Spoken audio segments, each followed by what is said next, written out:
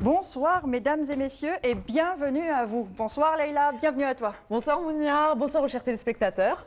Alors tu nous as manqué la semaine dernière, tu étais absente. Et oui, malheureusement, vous m'avez manqué également.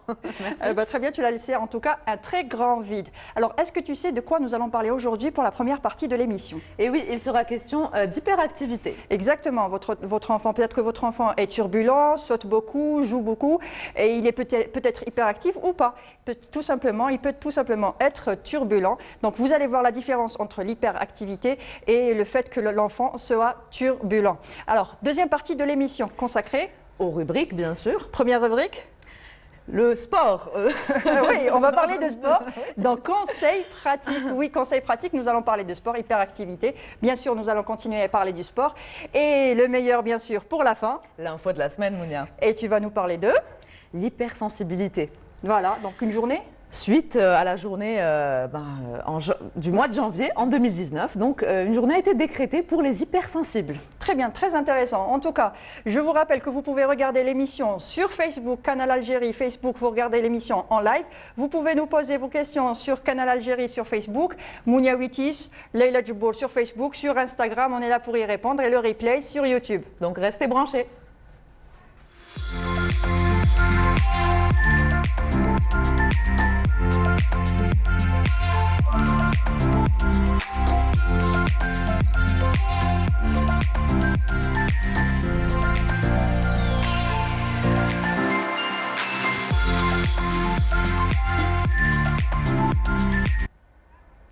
Ne pas tenir en place, bouger tout le temps, être turbulent, ces signes ne suffisent pas à diagnostiquer un trouble de l'hyperactivité.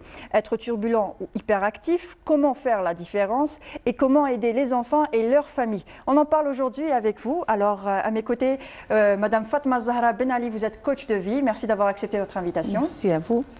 Et à vos côtés, Dr Siddiq Bekko, vous êtes pédopsychiatre. Merci d'avoir accepté notre invitation. Merci pour l'invitation. Alors, on dit que l'hyperactivité, on appelle ça aussi TDAH, n'est-ce pas? Alors, qu'est-ce que le TDAH? Donc, le TDAH, c'est un acronyme de trouble déficit de l'attention avec ou sans hyperactivité. C'est un trouble actuellement classé comme un trouble neurodéveloppemental qui est caractérisé par des symptômes des déficits de l'attention, c'est-à-dire l'enfant a un problème de l'attention, de concentration, et qui peuvent être associés à l'hyperactivité, qui est l'instabilité et même des symptômes d'impulsivité. D'accord. Donc un TDAH n'est pas forcément hyperactif non plus, il peut être que TD.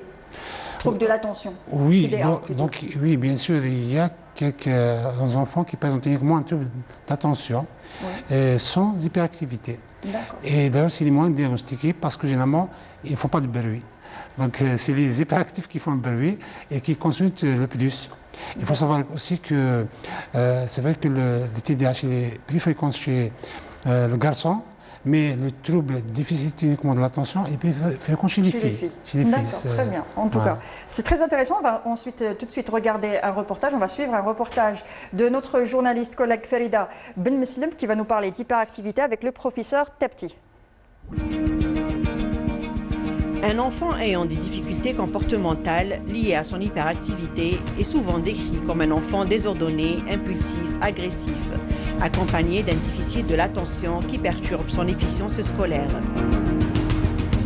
Le diagnostic de l'hyperactivité du TADA doit être fait dans 3 compartiments, à la maison, dans la société et surtout à l'école. Je donne un exemple, à l'école, vous avez un enfant, au lieu d'être concentré sur son cours, il suffit qu'il y ait une voiture qui passe, par exemple s'il est dans la rangée qui donne à la route, il est tout de suite distrait. Il est attiré par la mouche qui est dans la classe. Il est attiré par le garçon qui a éternué, par exemple. Donc, l'attention est tout de suite déviée au lieu de se concentrer. Ce sont des enfants qui manquent de l'attention. Ils ont ce qu'on appelle de l'inattention. Donc au niveau de l'école, comment ça va se manifester? Je parle de l'inattention. Parce que les 3 signes cliniques majeurs, c'est l'inattention, l'hyperactivité et l'impulsivité. L'hyperactivité est une maladie méconnue et pourtant se raconte partout dans le monde. Avec une prépondérance chez les garçons, elle peut aussi être diagnostiquée chez les filles. Être hyperactif représente un problème qui engendre des difficultés d'ordre social. Des rapports difficiles avec les enseignants, le rejet des camarades ainsi que les conflits familiaux, ce qui pourrait les conduire vers un échec scolaire. D'abord, il est familial. Ce sont des gens, des adolescents surtout, qui n'ont pas beaucoup d'amis. Ils ne peuvent pas faire un ami parce que il n'a pas d'amis. Ils ne peuvent pas. C'est-à-dire, dès qu'il y a un ami, ils ont des amis, tout de suite, c'est les bagarres. Tout de suite, c'est l'impulsivité. Tout de suite, donc, vous voyez, ça ne colle pas. Et donc, ils sont diagnostiqués, malheureusement, assez tardivement, très souvent. Donc, très souvent, ils sont diagnostiqués assez tardivement.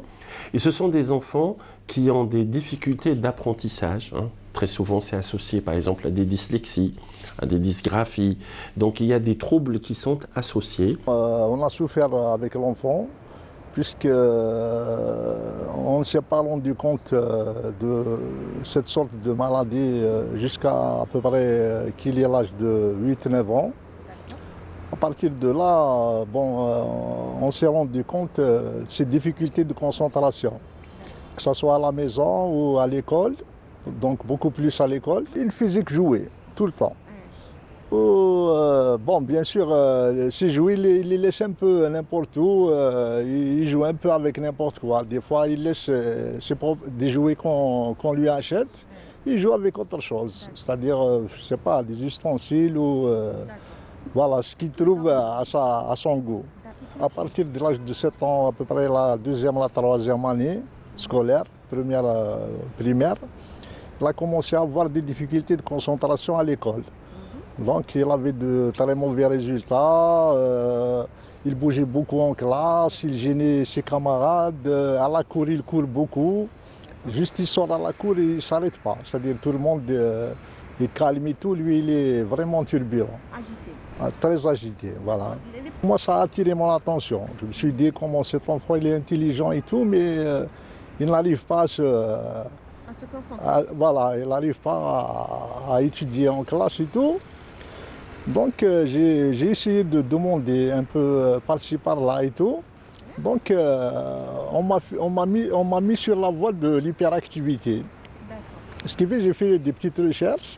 Donc j'ai trouvé les symptômes de l'hyperactivité, ils sont presque les mêmes avec les réactions. Les réactions de mon fils, voilà. Les réactions, c'est beaucoup plus le fait de bouger trop, de jouer beaucoup, jouer n'importe comment et tout, plus les difficultés de concentration, que ce soit à la maison ou en classe. Au niveau de l'école, je pense qu'il ne tient pas compte de ce genre de maladie. Voilà. Donc, ça aurait été mieux au niveau des écoles qu'il y ait un psychologue qui va faire le tour des écoles. C'est-à-dire, quand ils aperçoivent un cas pareil, ils doivent lui faire un suivi, ou bien il va sensibiliser les maîtresses d'école, ou bien les directrices d'école ou les directeurs d'école.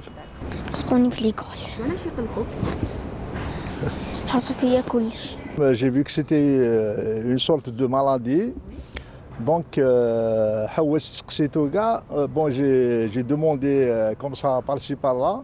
Il y a une clinique au niveau de Chiraga, c'est une clinique publique. Donc j'ai contacté un professeur, il nous a pris en charge, il nous a fait une séance tous les 20 jours, un mois.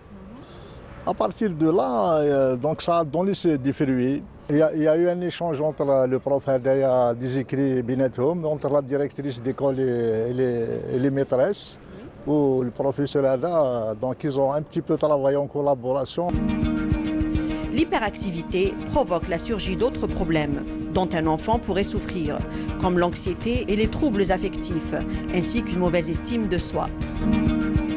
Il est important qu'une prise en charge soit globale et adaptée aux symptômes de l'enfant. Il faut rappeler que plus la prise en charge est précoce et comporte des conseils destinés à la famille, plus elle permet de prévenir l'apparition de certains troubles associés. Alors, Comment faire la différence entre un enfant hyperactif ou un enfant turbulent? Donc la différence entre un enfant hyperactif et un enfant turbulent, c'est-à-dire un enfant généralement turbulent, donc le degré est moindre généralement. Donc c'est vrai que il y a des enfants, par exemple, à partir de l'âge de 2 ans, 3 ans, qui sont instables, qui bougent beaucoup, mais c'est une instabilité qu'on peut considérer comme étant normale parce que c'est le moment de découvrir le monde, de dépenser leur énergie.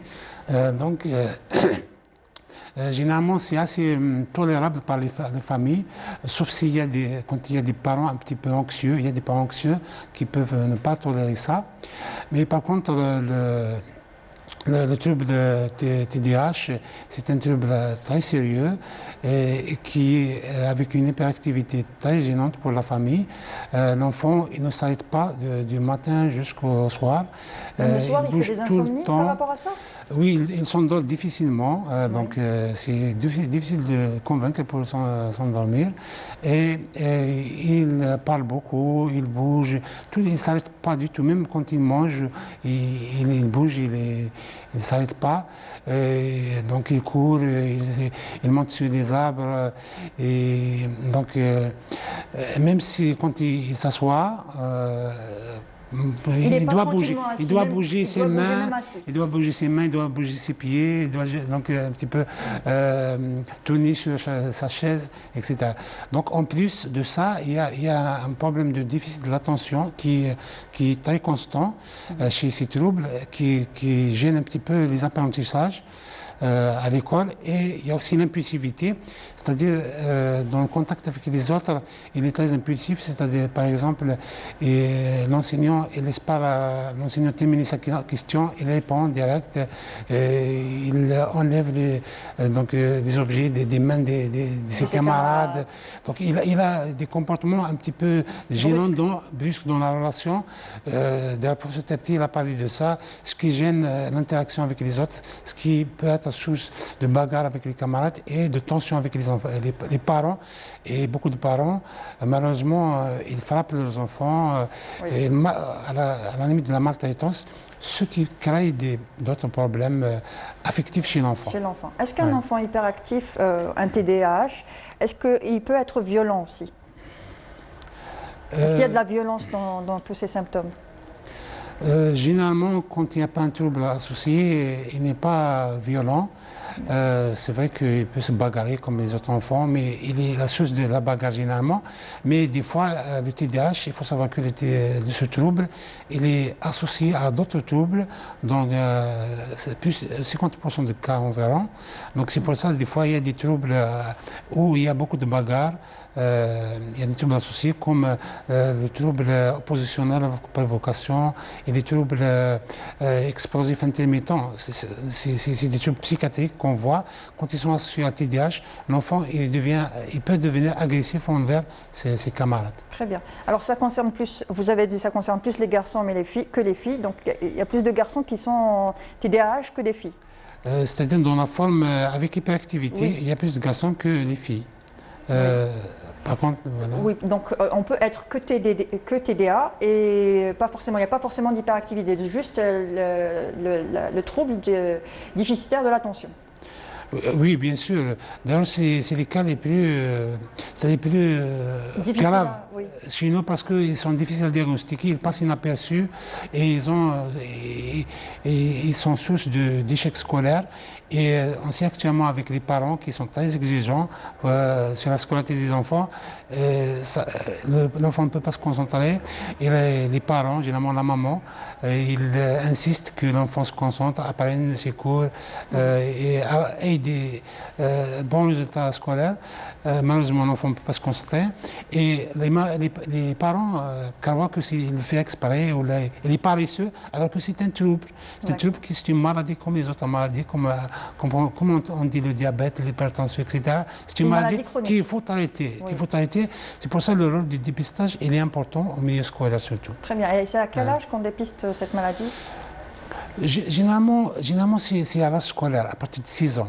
Parce qu'avant 6 ans, les parents peuvent tolérer ça, mais à partir de 6 ans, déjà l'école ne tolère pas, parce que c'est les enfants qui sont instables à l'école, ils dérangent beaucoup les enseignants, le déroulement des leçons. Et en plus, donc, il y a des difficultés scolaires qui apparaissent rapidement. Et c'est là où il y a les signes d'appel. Donc, les parents cherchent des solutions et attirent chez nous, généralement. Alors, et quels sont les signes qui peuvent nous alerter? Je suis parente de 2 enfants, je vais vous expliquer, je suis parente de 2 enfants qui ont 3 ans. Et je trouve qu'elle saute beaucoup, qu'elle joue beaucoup, qu'elle court et tout ça. Ce n'est pas forcément un TDAH, mais quels sont les signes qui devraient m'alerter? Donc les signes qui peuvent alerter, c'est-à-dire c'est une question de quantité, c'est-à-dire c'est très intense, l'hyperactivité est très intense et donc il se met en risque et même il ne s'arrête pas du tout, il parle, il gêne vraiment de manière, c'est-à-dire de manière constatée même par l'entourage, c'est pas uniquement les parents, quand il y a des invités, quand ils font la remarque. Donc un des symptômes, c'est un enfant qui ne tient pas en place. Il ne tient pas en place du tout.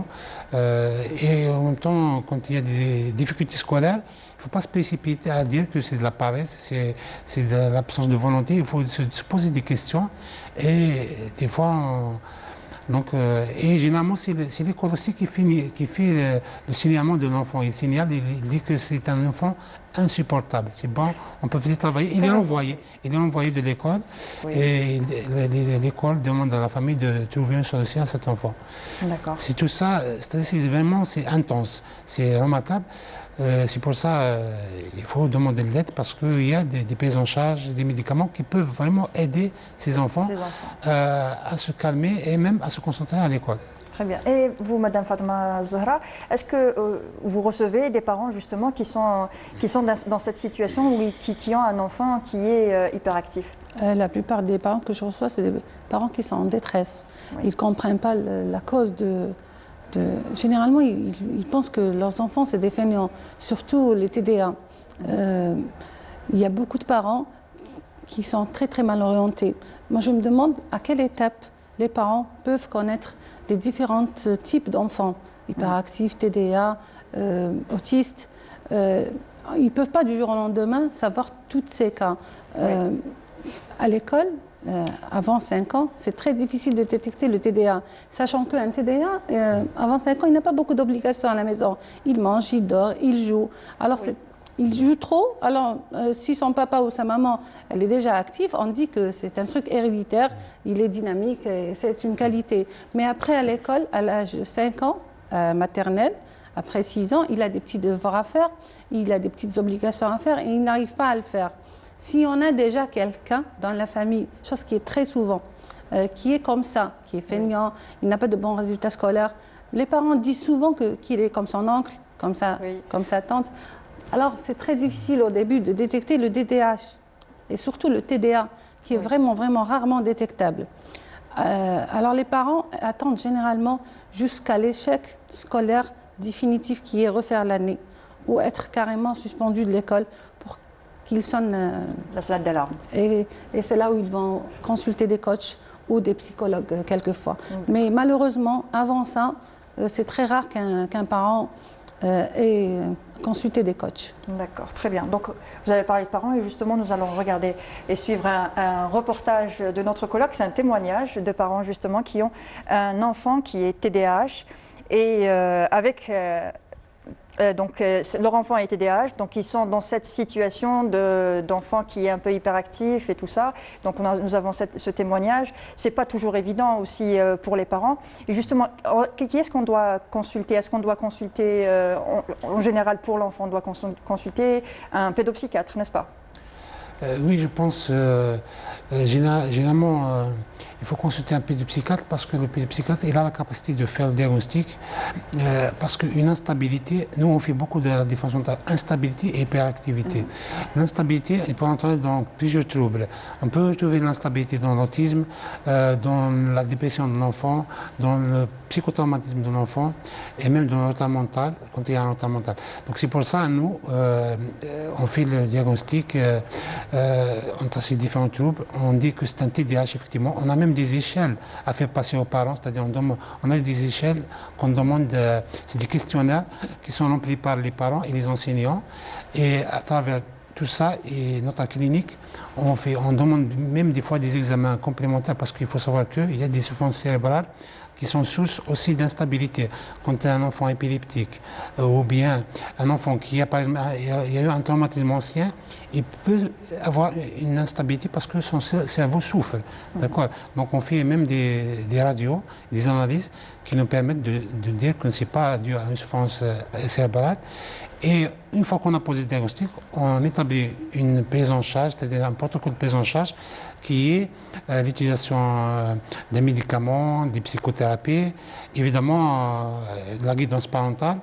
Et on envoie des fois au coach pour qu'il aide les parents et font des programmes aux enfants pour un petit peu aider l'enfant à se calmer, à avoir plus de concentration à l'école. Ah bah très bien, nous allons tout de suite suivre le reportage, le témoignage plutôt, qu'a fait Farida Ben Meslim, notre journaliste. Abdelrahman, 10 ans, diagnostiqué enfant hyperactif. Tout petit, on parlait de lui comme un bébé tonique. Bouge sans cesse, ne tient pas assis. C'est l'enfant agité. بديت نسوفري كي زادت اختو كان في عمره 3 سنين كي زادت اختو بديت نشوف باللي بزاف يزغد وما يركزش وما كانش يهضر حتى الهضره كانت نقص له الهضره كان ما يهضرش كامل يهضر غير ماما ناكل نشرب وكانت عمتو شويه تقول لي راهو وليدك راه موش كيما اختو لازم تجري به. انا مع الاول ما قلت شفت انا جداداتنا الكبار هادو كانوا يقولوا لي لا كاين كل واحد والعقل تاعو كاين اللي شاطر كاين اللي خفيف كاين اللي ثقيل قالت لي وقيله وليدك ثقيل مي الصغير يزغد وكان يخرب واللي فوت يطلع ويهبط يطلع فوق لي فوت فوق الفراش ما يحكمش بلاصه كان يجري الوغ لا كي نروحوا للضياف كي نروح الضياف يحب هذيك لابارتمون كاع يشوفها. Souvent, on se cantonne à lier hyperactivité et agitation. Mais attention, d'autres signes suivent et font que la vie devient très compliquée, surtout en milieu scolaire. La maman de Abdelrahman, elle-même enseignante, a été contrainte d'abandonner son travail pour pouvoir faire face à ce problème et essayer d'encadrer son fils qui souffrait aussi d'inattention. Elle nous raconte.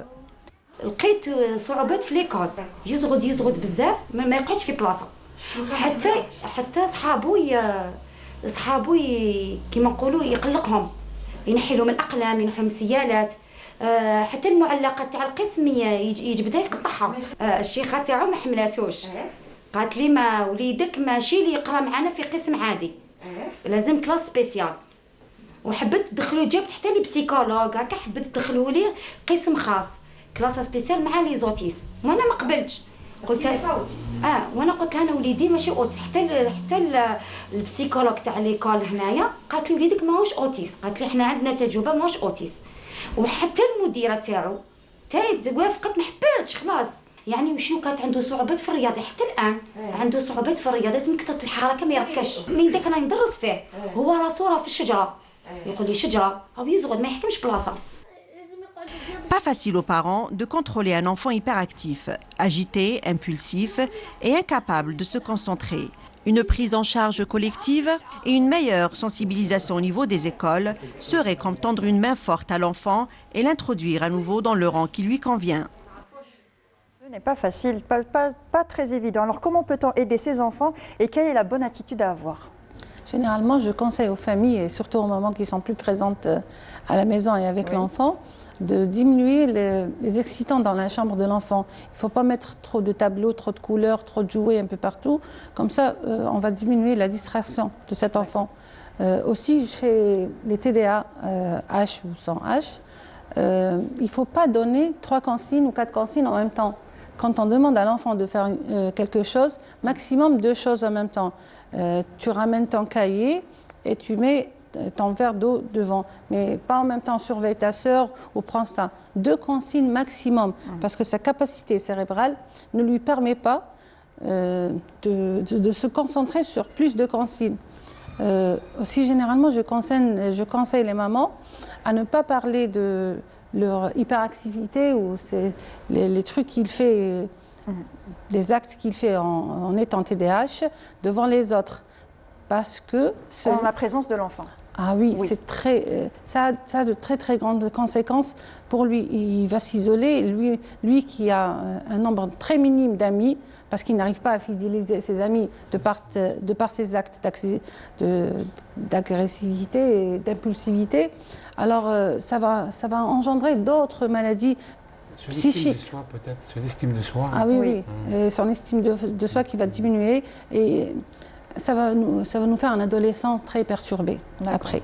Et généralement, je parle d'enfants, moins de 12 ans, on lui met beaucoup de consignes. On est chez nous, on met devant la porte d'entrée de la cuisine, là où on mange, il faut se laver les mains avant de s'asseoir. On l'écrit, parce que lui, de par sa capacité cérébrale, à chaque fois, il n'est pas concentré sur ses gestes. Donc, au lieu de lui rappeler, on lui laisse des petits écriteaux un petit peu partout. Devant son lit, quand il se réveille, il faut bien se laver le visage et la bouche et les dents. Il faut l'écrire tout le temps. Parce que généralement, les mamans, qu'est-ce qu'elles me disent? Moi, je lui répète tout le temps de faire ceci, de faire cela. Et c'est pas normal. C'est un enfant feignant qui veut rien faire. Or que lui, il n'a pas la capacité de le faire. Vous voyez, c'est vraiment... Il est distrait. C'est une capacité cérébrale qu'il n'a pas. Alors, je demande aux mamans de prendre ce petit exemple. Quand on a, tout à l'heure j'en parlais avec le docteur, quand on a une petite défaillance physique, vous voyez, tout ce qui est physique est facilement palpable. D'accord. Si on a une petite défaillance physique, on a les genoux qui sont mal formés, qu'est-ce qu'on dit à l'enfant? Il ne faut pas courir. La maman sait qu'il a une petite défaillance physique. Alors, elle le suit, elle ne court pas, elle le tire pas. Il ne faut pas qu'il soit obèse, comme ça. Mais quand on parle d'un truc pathologique, c'est très difficile à concevoir de par les parents. C'est la même chose. Lui, il n'a pas la compétence de faire ces choses-là. Alors, il ne faut pas le blâmer. Il faut suivre ses petites capacités. On ne peut pas demander à un enfant hyperactif de s'asseoir devant des invités pendant 1 heure. C'est pas qu'il Pour un enfant normal, déjà, c'est pas évident. C'est pas qu'il ne veut pas le faire, il ne peut pas le faire. S'il a des exercices à faire à la maison, on ne lui demande pas de faire tout un exercice d'une demi-heure à la fois. On divise le temps avec l'enfant hyperactif. Un quart d'heure d'exercice, après il fait ce qu'il veut, il tourne, il mange, il fait ce qu'il veut, et on le ramène sur la table pour l'autre quart d'heure. Parce qu'il ne pourra jamais se concentrer. Se concentrer pour finir tout l'exercice d'une traite. Voilà. Il faut un peu le distraire entre-temps, couper un peu de ça. Oui. C'est comme ça. On ne peut pas faire autrement. Et on doit s'adapter à ça. Moi, j'insiste aux parents que vous avez un enfant normal, épanoui, il comprend, il écoute, il entend tout ce que vous dites. Alors ne dites pas devant lui qu'il est tout le temps perturbé. C'est un élément négatif de la maison par rapport à ses sœurs et ses frères. Mais toujours est-il, on a un enfant différent, mais pas normal. Il est un peu différent, alors on doit s'adapter à lui. Parmi les choses dont je conseille, l'enfant n'a pas beaucoup d'amis. Alors il sort très rarement, alors il doit faire du sport. Un sport qui va avoir d'autres amis dans le sport. Collectif, un sport collectif où ils peuvent se faire des amis en faisant du foot, du basket. Mais il faut parler avec l'entraîneur que notre enfant est un peu spécial. Il faut prévenir, c'est clair. Ah oui. Les mamans qui travaillent, si l'enfant est à la crèche ou chez une nourrice, il faut bien lui expliquer que mon enfant est un peu hyperactif. Bon, je pense qu'il faut toujours expliquer, une fois qu'on détecte la maladie, il faut toujours expliquer soit à l'école, soit à la personne qui doit le garder, ou là où il doit faire du sport ou des activités extrascolaires. Quand il y a le jour de l'Aïd, quand il y a toute la famille qui est ensemble, il ne faut pas avoir honte de tout ça. C'est des trucs normaux. Il faut dire à ses frères, à ses sœurs, mon enfant est un peu spécial, s'il te plaît, ne te gêne pas s'il fait ceci à ton fils, si de cela, parce qu'ils sont très impulsifs. Quand il pense à quelque chose, il le fait directement. Oui. Il ne prend pas le temps de réfléchir aux conséquences de ses actes. Alors il faut s'adapter pour éviter toute conséquence d'adolescence. Oui. Oui. Difficile. D'accord, difficile. Oui. Voilà. Alors, y a-t-il un traitement justement pour cette maladie? Et est-ce qu'elle est reconnue comme maladie chronique aussi? Parce que c'est une maladie chronique. Oui, bien sûr, c'est une maladie chronique qui évolue des fois jusqu'à l'âge adulte. Même, il faut savoir qu'il existe des adultes TDAH. Oui. D'accord. C'est vrai qu'ils ne sont pas très fréquents en population, c'est environ 4%, alors que l'enfant, on a 5 à 7%. Mais ils existent aussi. C'est pour dire que c'est une maladie chronique qui peut accompagner l'enfant, le sujet toute sa vie. Sinon, pour le traitement, on a parlé de... Nous, on parle d'un traitement pluridisciplinaire, biopsychosocial. Biopsychosocial, c'est biologique, sociologique et psychologique. Donc, le psychologique, c'est des psychothérapies.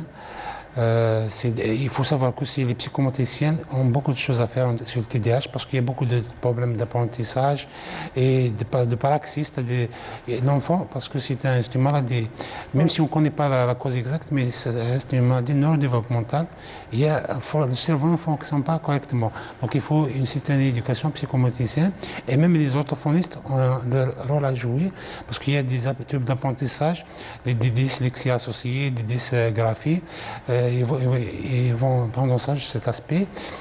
Puis, donc, le coaching, on a parlé un petit peu, avec la guidance des parents. Il faut soutenir aussi les parents qui sont des fois déprimés, il faut reconnaître, surtout dans les cas sévères. Et nous, évidemment, en tant que pédopsychiatre, on est des médecins, on est prescripteurs. Quand le cas il est sévère, ou bien la psychothérapie ne donne pas de bons résultats, on est obligé de prescrire un médicament. Un traitement, oui. Un traitement médicamenteux. En Algérie, on utilise ce qu'on appelle la tamoxétine, le nom commercial c'est le Strattera. C'est des gélules de 10 mg, 18, 25, 40, qu'on donne à l'enfant, une gélule à 2 à 3 par jour. Qu'est-ce que fait le médicament exactement? Est-ce qu'il calme l'enfant ou il l'aide à se concentrer un petit peu plus? Parce qu'on a tendance à avoir un petit peu peur des médicaments, surtout dans ce genre de cas. On se dit que peut-être que l'enfant va devenir dépendant à ce médicament. Mais ce médicament est un plus pour lui, donc ça va lui faire du bien. Oui, donc il y a une caractéristique en psychiatrie, en pédopsychiatrie, c'est que les médicaments qu'on utilise, on ne connaît pas exactement le mode d'action, mais il y a des études qui ont prouvé l'efficacité.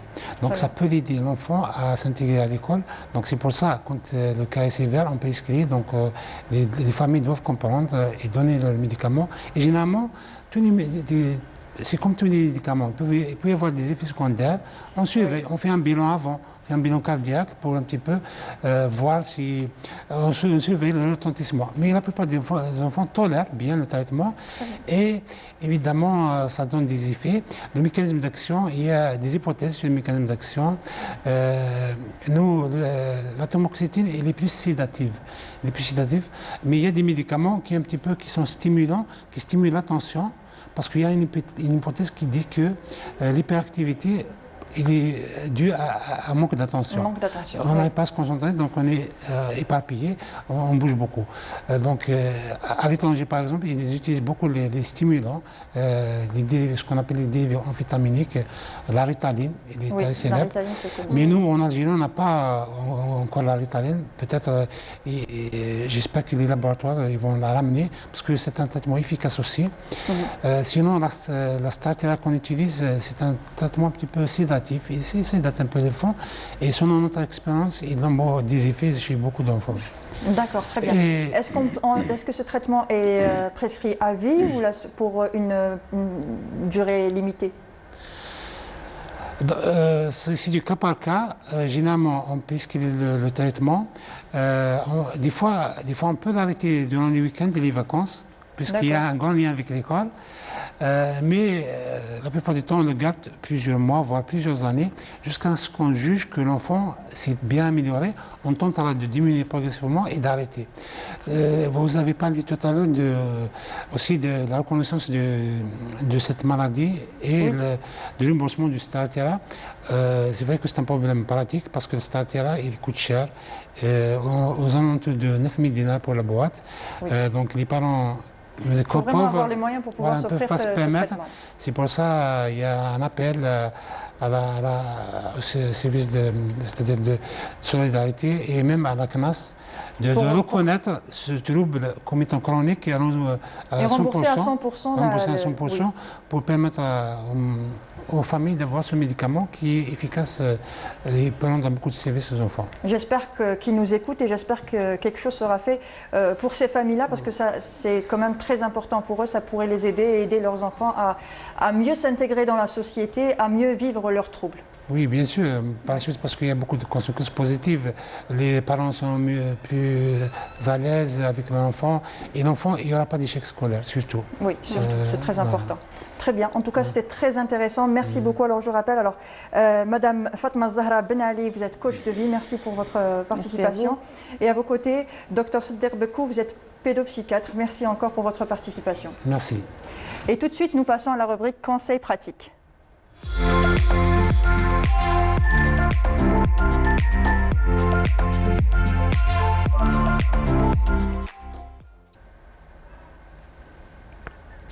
On a parlé d'hyperactivité, on va continuer dans l'activité pour la rubrique conseils pratiques. Je reçois ce soir Madame Kemla Kara, vous êtes enseignante et chercheuse en physiologie du sport. Bonsoir et merci d'avoir accepté notre invitation. Bonsoir et merci à vous, c'est avec plaisir. Alors, on a parlé des enfants hyperactifs. Alors, est-ce qu'on prescrit du sport pour les enfants hyperactifs? Absolument. Donc, on prescrit du sport pour tous les enfants. Oui. Et notamment pour les enfants hyperactifs, du moment que ce sont des enfants qui ont une hyperactivité, un trop-plein d'énergie qu'ils doivent dépenser. Ils ont également un problème de sociabilité. Ils ont aussi un problème de concentration. Donc ils n'arrivent pas à se concentrer, que ce soit à l'intérieur de l'école, pendant les cours ou à l'extérieur. C'est des enfants qui bougent beaucoup. Donc on prescrit des activités sportives ou faire du sport comme activité extrascolaire. Donc il est préférable de commencer à partir de l'âge de 6 ans. Tout simplement parce que... Tous les enfants commencent à partir de l'âge de 6 ans ou Si, de préférence, à partir de l'âge de 6 ans, on commence à prescrire des activités physiques ou des différents types de sports. Donc l'enfant, il doit essayer plusieurs sports pour qu'il puisse se retrouver dans un sport. Oui. Voilà. Donc on prescrit. Et pour le cas de l'hyperactivité, donc il y a deux types en fait d'hyperactivité. Il y a l'hyperactivité qui est primaire et l'hyperactivité secondaire. Donc quand on parle d'une hyperactivité primaire, c'est une hyperactivité dès la naissance. Donc là, on peut ne pas diagnostiquer l'hyperactivité à l'âge de 6 ans, donc on peut diagnostiquer ça tardivement. Donc de préférence, le fait de prescrire ou de recommander de faire du sport à partir de l'âge de 6 ans, donc ça va aider l'enfant à se dépenser, ça va aider l'enfant à créer des liens sociaux, et des liens sociaux, et aussi il peut également, l'enfant, il peut interchanger avec d'autres enfants, et le fait aussi de pratiquer une activité physique ou le sport, donc on est contraint à respecter certaines règles. Donc, le cas de l'hyperactivité, on recommande, par exemple, des exercices où il y a la concentration. Par exemple, le tir à l'arc. Le tir à l'arc, c'est un sport où ça demande beaucoup de concentration. Donc l'enfant, il est là, il doit respecter, il y a des règles à respecter. Oui. Aussi, on peut prescrire aussi le tennis, l'escrime, où on a un adversaire, où on doit respecter l'adversaire, les échanges entre adversaires. Sinon, il y a aussi les sports collectifs comme le football ou le basketball. C'est des sports où on peut se dépenser, où on peut créer le lien avec les autres joueurs de l'équipe. À titre d'exemple, il y a beaucoup de sportifs de haut niveau qui sont hyperactifs. Donc, par exemple, le cas de Carl Lewis, le sprinter. Oui. Ouais, c'est un hyperactif. Il y a aussi Michael Jordan aussi. Il y a Magic Johnson également. C'est des hyperactifs. Et le cas des hyperactifs, quand ils se mettent dans un sport, quand ils se sentent bien dans un sport, ils peuvent être hyper concentrés. Ils excellent en tout cas dans le sport qu'ils choisissent. Voilà, absolument. Donc, ce qu'on préconise pour les enfants maintenant, parce que généralement, même si l'enfant commence à faire du sport à 6 ans, mais après, il veut pas. Si on lui demande de faire du judo, après, il lui dit non, je ne veux pas faire du judo. Et il y a les parents qui exigent, non, vous devez faire ça, vous devez... On a tendance, nous, les parents, à vouloir que nos enfants imposer, et puis vouloir que nos enfants fassent le sport qu'on aurait aimé faire à leur place. Absolument, absolument. Donc l'idée maintenant est que l'enfant doit faire plusieurs sports dès le jeune âge. Il doit essayer, il doit voir dans quel sport il se sent bien et il est motivé pour continuer dans ce sport-là. Et généralement, quand on fait du sport à un âge précoce, on peut diminuer ces troubles parce qu'en fait, l'hyperactivité et les TDAH, c'est des troubles neurologiques. Donc avec l'activité physique et l'effort, on travaille tout ce qui est aptitude cognitive. Donc, on améliore même au niveau de la mémorisation aussi, concentration.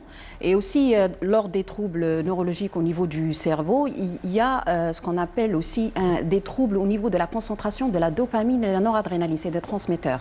Donc, avec l'activité physique, quand on fait, il y a sécrétion de la dopamine et l'endorphine qui est l'hormone de bien-être. Donc, l'enfant, il se dépense, il se sent bien. Donc, on a la sensation de bien-être et on peut, par la suite, créer une addiction à ce type de sport et l'activité physique et sportive en général. Très bien. Alors comment choisir le sport selon la pathologie de l'enfant? Pas forcément que l'hyperactivité. Ah oui, d'accord. Donc là, on est sur le nouveau concept qui est le sport santé. Donc c'est un concept, on planifie des activités physiques adaptées. Alors c'est un concept que vous êtes en train de lancer justement. Si, absolument. Voilà. Que je voudrais lancer en Algérie. Donc là, actuellement, on utilise l'activité physique adaptée comme un traitement adjuvant au traitement initial. D'accord. Donc même les médecins, dorénavant aussi, ils sont appelés, en quelque sorte, à prescrire de l'activité physique et sportive sur ordonnance. Très bien. Oui. Donc, après, il y a aussi les coachs sportifs ou les entraîneurs qui doivent aussi, c'est une formation spécialisée, sport santé, activité physique adaptée. Donc, on planifie des programmes d'entraînement selon la pathologie. Donc, à titre préventif, il y a 3 types de prévention. On peut faire de la prévention primaire, secondaire ou tertiaire. Donc, la première prévention, c'est avant l'installation de la maladie ou l'installation. Le cas, c'est pour éviter, par exemple, le surpoids, l'obésité, qui est un fléau mondial. Exactement, surtout ces derniers temps. Et spécialement en Algérie, les femmes. Oui. Plus de 30% de femmes sont obèses, plus de 50% sont en surpoids. Donc là, c'est la sonnette d'alarme. C'est la junk food.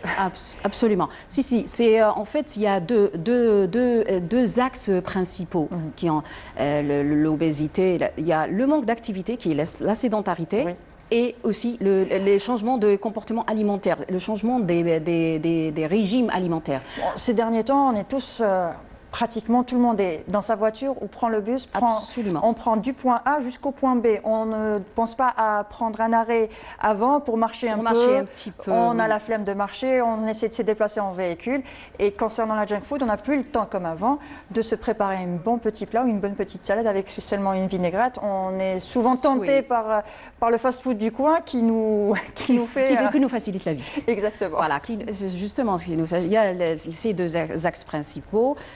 On a la sédentarité et on a le régime alimentaire qui a changé avec l'arrivée des fast-food et tout ce qui est la nourriture rapide et l'alimentation rapide. C'est ce qui fait qu'en contrepartie, il y a la sédentarité. La sédentarité, il y a les moyens de transport qui ont évolué.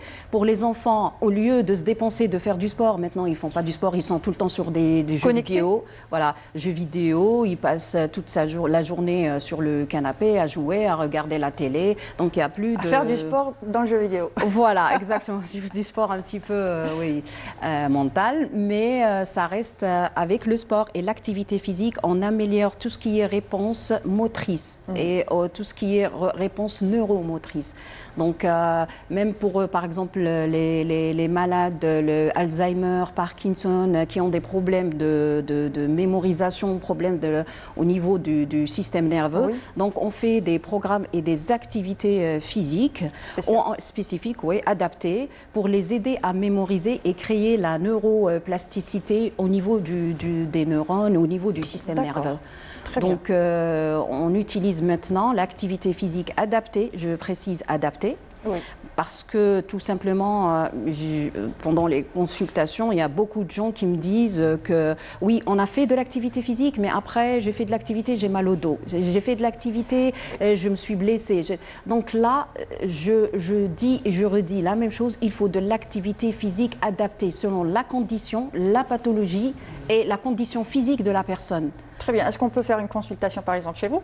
Oui, c'est ce que je lancerai d'ici peu, Inch'Allah. C'est des consultations, on fait des consultations sport santé avec une anamnèse sur le degré de sédentarité de la personne. Très bien. Et du coup, à partir de là, on fait des tests. C'est des tests où on évalue la condition physique de la personne. Bien sûr, on travaille en collaboration avec les médecins. Dans le sport santé, c'est une collaboration avec les médecins. Donc même le coach sport santé ou le médico-sportif, il travaille en collaboration donc avec le médecin. Et à partir de là, on fait des tests. On fait une évaluation des aptitudes physiques, on fait sur la force des membres inférieurs, la force des membres supérieurs, les réponses cardio-respiratoires. C'est des tests qu'on fait avant de planifier un programme d'entraînement. Quand je dis un programme d'entraînement, généralement, les gens ont tendance à dire qu'on est je ne suis pas un athlète, je suis pas... Non, c'est pas ça, c'est de l'activité physique adaptée. Adaptée aux rythme de la personne, aux conditions de la personne pour qu'elle ne... Exactement. Ne se passe pas mal. Et pour les enfants aussi, on pourra faire des consultations? Si, pour les enfants, pareil. Généralement, les enfants, on les oriente vers des sports. Maintenant, c'est selon, par exemple, si c'est un enfant qui est hyperactif, donc on a des problèmes de sociabilité, problèmes de concentration, on les oriente vers les sports adaptés à leur pathologie. Exactement. Mais non plus, il faut pas imposer un sport. Donc, on doit les laisser. Donc, ce qu'on fait, on propose plusieurs sports. Il va essayer plusieurs séances et là où il se retrouve, où il est motivé pour continuer de faire de ce sport, donc on le laisse aller vers ce sport. Très bien. En tout cas, c'était très intéressant. Merci encore. Alors, je rappelle, vous êtes Madame Kemla Kara, enseignante et chercheuse en physiologie du sport. Merci encore. Merci à vous. Et tout de suite, nous passons à la rubrique L'info de la semaine.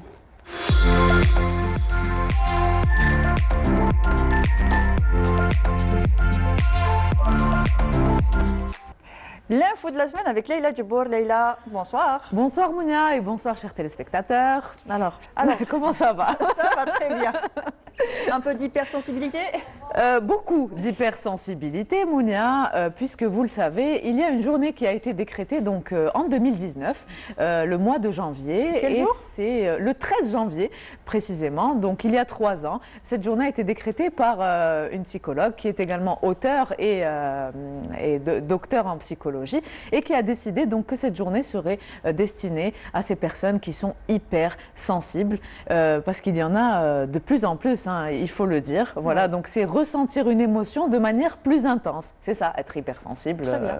Et comment vivre avec ça? Alors, comment vivre avec son hypersensibilité? Il faut savoir que cette psychologue qui est Saverio Tomasella, qui a donc répertorié 3 grandes familles d'hypersensibles. Il y a tout d'abord les hypersensoriels. Voilà, ce sont des personnes qui sont sensibles au bruit, au textile, aux odeurs. Donc vraiment, c'est une hypersensibilité. C'est les sens qui sont un peu sensibles.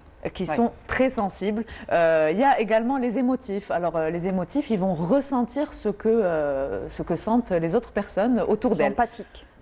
Il y a de l'empathie qui se développe beaucoup et il y a les personnes qui pensent beaucoup et qui ressassent donc leur quotidien, leur mal-être. Parfois, quand ils ont un sentiment malheureux, eh ben, ils sont là à penser, à ressasser. Donc, c'est les 3 grandes familles qui ont été répertoriées par cette psychologue. D'accord, et comment vivre avec? Alors, comment vivre avec? Il faut d'abord la reconnaître, cette caractéristique, parce que c'est une caractéristique, donc la reconnaître et surtout l'accepter. Voilà, il faut l'accepter. On accepte qu'on est hypersensible, il faut l'accepter qu'on soit comme ça, on ne peut pas s'en débarrasser. Quand on reconnaît qu'on est hypersensible, c'est déjà le premier pas.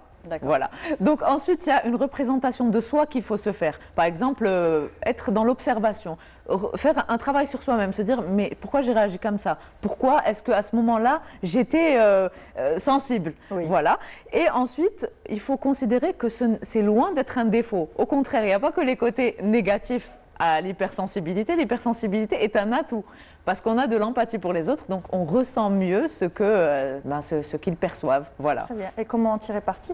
Alors, comment en tirer parti de cette sensibilité? Il faut savoir que il faut essayer de faire par exemple des activités artistiques pour développer donc tout ce qui est subtilité, intensité, également finesse. Voilà, les personnes hypersensibles doivent faire des activités artistiques. La poterie, la peinture, la fibre artistique se développe beaucoup chez les hypersensibles. Oui, on ressent leur sensibilité à travers leurs œuvres. Exactement. Alors, deuxième chose, vous allez me dire peut-être que c'est quelque chose de bizarre, c'est que si on ressent un besoin quand on est hypersensible de pleurer, eh ben on pleure. Parce qu'il y a des gens qui vous disent non, je pleure pas. On se retient et puis ne montre pas tes sentiments. C'est naturel de pleurer. Quand on est au travail et qu'on est énervé, on va dans un coin, on pleure un bon coup et on reprend son activité. On fait un peu de respiration aussi. Je donne par exemple l'exemple du travail parce qu'il y a beaucoup de gens qui sont hypersensibles et qui bossent et qui travaillent. Voilà, donc il faut savoir que ces personnes-là ont le droit de pleurer. Ce n'est pas voilà. Ce n'est pas tabou.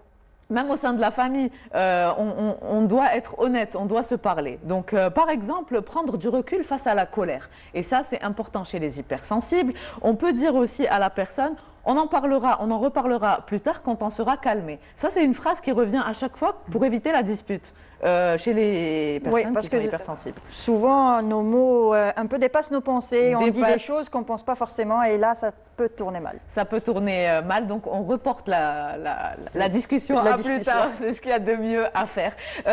Autre chose aussi, c'est que les hypersensibles ont un besoin de repos. Plus que les personnes normales, 15 minutes par jour. Ça veut dire que même si on est au travail, encore une fois, comment on fait? Eh ben, on prend un casque, on est devant le PC, on se calme 15 minutes, on ferme les yeux et ça permet au cerveau de se reposer. On peut mettre de la musique relaxante. C'est ça. Ou par exemple des bruits blancs, c'est des bruits de pluie ou de vagues, qui nous détendent. Qui vont également nous détendre. Alors, il y a aussi les psychanalystes et les psychologues invitent à pratiquer 3 exercices. Encore une fois, tout est dans l'exercice, Mounia, vous l'aurez compris. Respirer lentement, surtout expirer. Voilà. Respirer, c'est une respiration spéciale, c'est respirer avec le ventre. Avec le ventre. Ce qu'on ne le fait plus, ce qu'on fait par exemple, on l'a dit plusieurs fois dans l'émission, on respire d'une faison anxiogène si on veut, donc il faut respirer avec le ventre, inspirer doucement et gonfler le ventre, expirer en faisant rentrer notre ventre. Le ventre, donc de manière vraiment prendre son temps à l'expiration. Voilà, c'est le secret aussi pour limiter l'impact émotionnel et c'est ça dont souffrent les hypersensibles. Alors il y a également autre chose, fermez les yeux pour calmer le cerveau et surtout, si vous avez l'occasion de marcher vite, eh ben, c'est une manière aussi d'expulser l'énervement. Voilà. Activité sportive. Activité sportive, encore une fois, vous en avez parlé il y a quelques instants. Donc vraiment, pour expulser cet état d'énervement, il faut se défouler, donc il faut marcher vite. Quelques conseils, donc voilà, pour un peu, on va dire, accepter son hypersensibilité, qui j'espère pourront servir, voilà, ces conseils. Très bien. Merci en tout cas, Leïla, c'était très intéressant. Merci à vous, Mounia, à la semaine prochaine. Inch'Allah, la semaine prochaine. Et on se retrouve la semaine prochaine, même heure, même chaîne. Donc, comme je vous l'ai dit au début de l'émission, Facebook, Canal Algérie pour regarder l'émission. Sinon, le replay sera sur YouTube. Vous avez des questions, des suggestions, Mounia Witis ou Leïla Djibour sur Facebook ou sur Instagram. Sinon, prenez soin de vous et à la semaine prochaine.